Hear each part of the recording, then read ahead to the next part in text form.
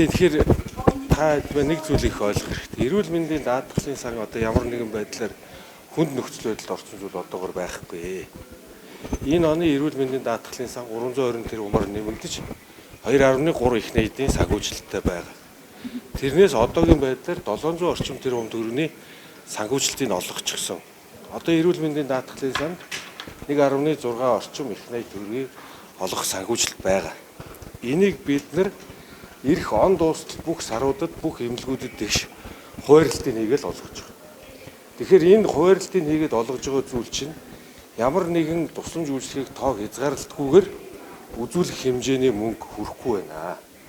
Манай улсын эрүүл мэндийн салбарыг өгж байгаа өнөөдөр тавигдж байгаа санхүүжилт чинь нийт дотоодын нийт бүтээгдэхүүний 3%-тай тэнцэж байна. Олон улстай тооцоо судалгаагаар дор хаяж 6% төржиж эрүүл мэндийн салбар санхүүжилт ямар нэгэн хязгаарлалтгүй боломжтой гэдэг тооцоо судалгаатай.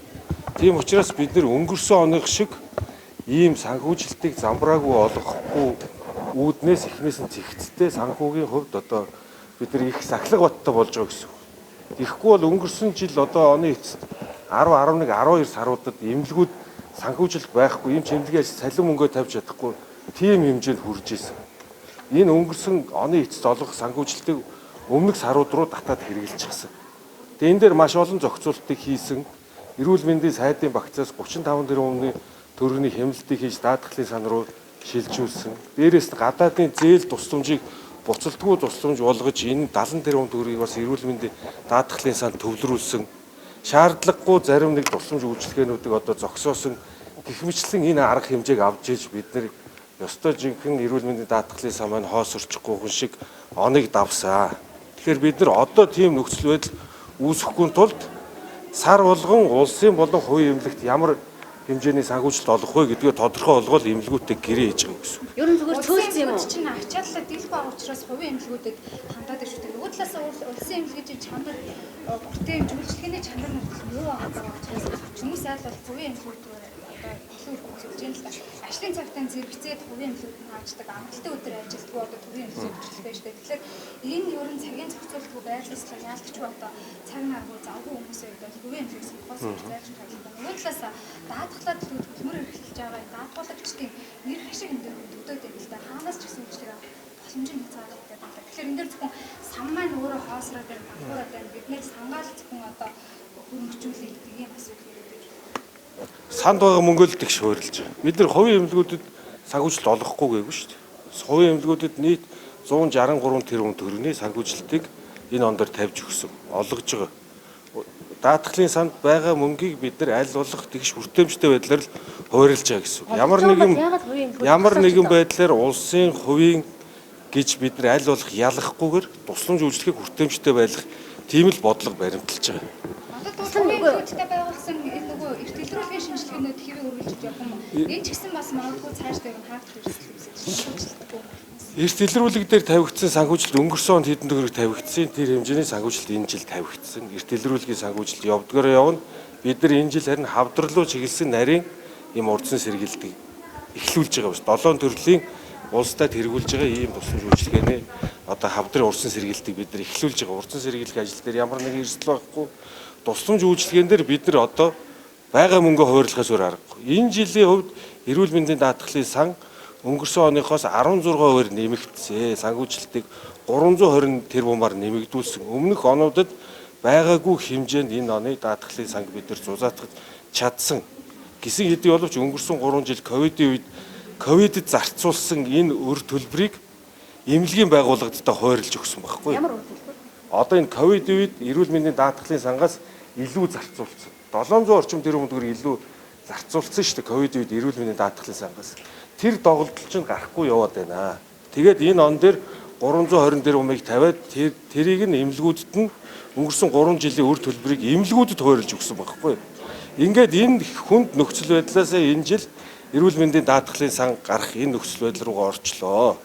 Тийм учраас бид нар сар болгон санхүүжилтийг нь хуваарлж тавьж өгөөд оны эцэст одоо тусламж үйлчлэгээ зогсох харин ард иргэдийн амнаас эрүүл мэнд хохирох энэ эрсдлээс бид нар сэргийлж байгаа. Санхүүгийн сахилга баттай болж байгаа гэсэн. Тоогийн цөөлс юм уу? Яг санхүүжилт болгож байгаа хувийн эмнэлгийн тоог цөөлс юм. Одоо хөдөө би жишээ нь өрсөлдөөр жишээ авахад өрсгөл би 4-5 хувийн эмнэлгээр уулзахад нэг нь ч олохгүй, нэг нь ч эрүүл мэндийн даатгалаар үйлчлэг үзүүлэхгүй гэж байгаа байхгүй юу?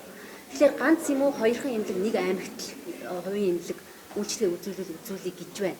Одоо энэ Улаанбаатар хотод ч гэсэн ер нь хувийн эмнэлгүүд эрүүл мэндийн даатгалаар үйлчлэгээ үзүүлэхгүй гэдэг юм. Гэтэл та сар болгон олгож байгааг яриад байгаа байхгүй юу? Таны яриа бодит байдал хоёроо хацлахгүй байна л да. Гэхдээ бодит байдал та энийг бол эрүүл мэндийн даатгалын ерхий газраас бас тодруулах хэрэгтэй.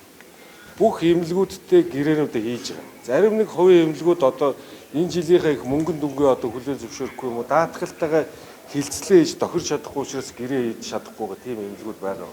Энийг яг ямар эмнэлгийн тохирохгүй байгаа, яагаад тохирохгүй байгаа гэдгийг та эрүүл мэндийн даатгалын ерхий газраас тодруулах хэрэгтэй. Бид нар хувийн эмнэлэг, улсын эмнэлэг бүгдд нь аль болох хүртээмжтэй хойрлох энэ асуудлыг эрүүл мэндийн даатгалын үндэсний зөвлөлөөс гаргаж шийдвэрлэдэг байхгүй. Эндээс эрүүл мэндийн даатгалын үндэсний зөвлөлөөс энэ оны эхэнд гаргаад шийдвэрлэчихсэн. Тэрний дагуу эрүүл мэндийн даатгалын ерөнхий газар эмнэлгүүдтэйгээ хилцлээ хийгээд тохироод гэрээгээгээд тусламж үйлчилгээгээ үзүүлэх ёстой.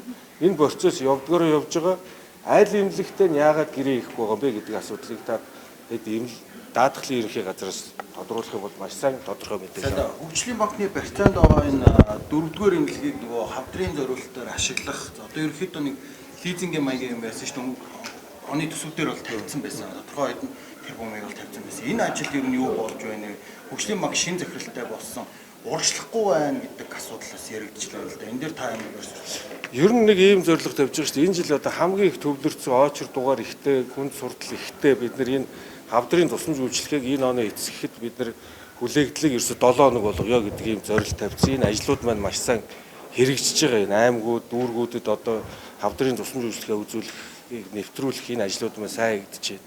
За энэ дээр нэг хийж байгаа ажил маань одоогийн байгаа хавдрын эмнэлгийг өргөдөх асуудал байхгүй. Энэ дээр бид нар энэ жил 17 тэрбум төгрөгийн төсөв тавьчихсан.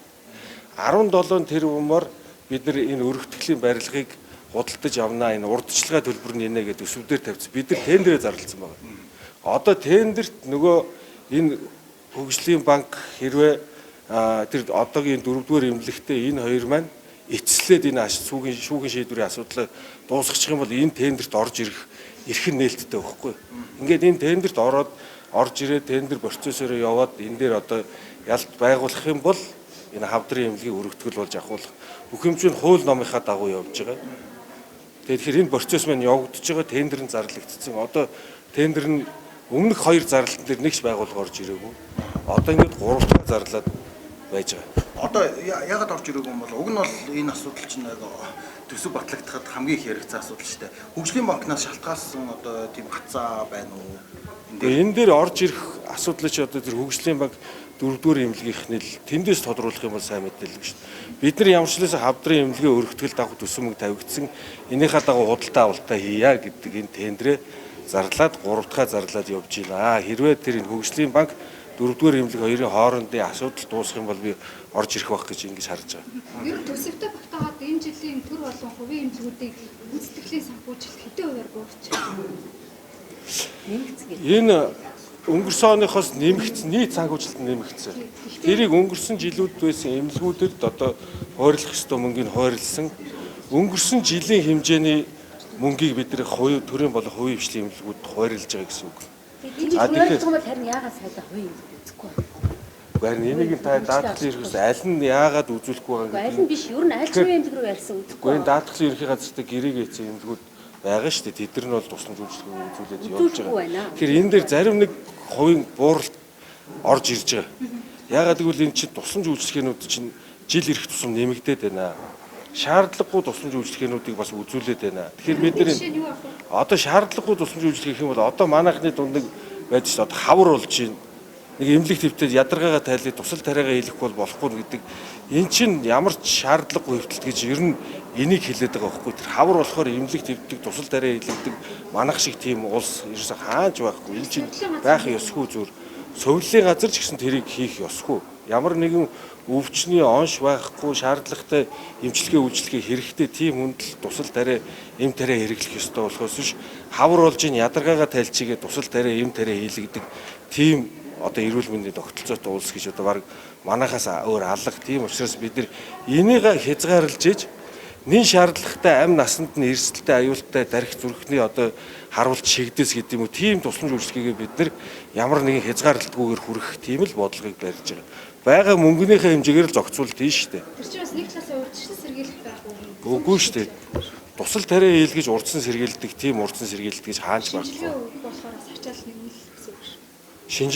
Шинжилгээ урдсан сэргийлэх үзлэг чинь ямар урдсан сэргийлэх үзүүлэл зүв бэ гэдэг ийм урдсан сэргийлэх үзлэг байна уу гэхээс өвчнөөс сэргийлждэг тусал тариа хийдэг тийм сэргийлэлтийн шинжлэх ухаан байхгүй. Шалтгаантай учраас эрүүл мэндийн шалтгаантай учраас очиж гэж өөрөө өөртөө тариур тариад юм уу туслахыг явна гэж байхгүй шүү. Гэхдээ та хэд одоо яг бодит байдлыг одоо мэдэн штэ та хэд одоо хавар болж чинь одоо ингээд ядарлаа гэдэг имлэгээр яваад тусал тариа хийлэгдэг одоо ингээд өчнөө хүмүүс байгаа штэ хөгшчүүл маань тийм зан үйл сурцсан. Бид нар энийг багасгах хэрэгтэй нэгдүгээр хоёрдугаар даатгалын сангийн чинь мөнгө нь энэ болгоныг бүгдийн санхүүжлэх хэмжээний мөнгө алгаа. Одоо байгаа санхүүжилтийг 2 дахин нэмэгдүүлэх юм бол бид нар ямар нэгэн байдлаар тусламж үйлчлэгийг хязгаарлахгүйгээр үзүүлэх юм боломж бүрднэ л гэдэг энэ одоо олон улсын тооцоо судалгаад жишг нь гарцсан зүйлээс бид нар одоо энэ 2 дахин бага мөнгөөр харин ч боломжийг хүртээмжтэй тусламж үйлчлэгийг үзүүлээд байна.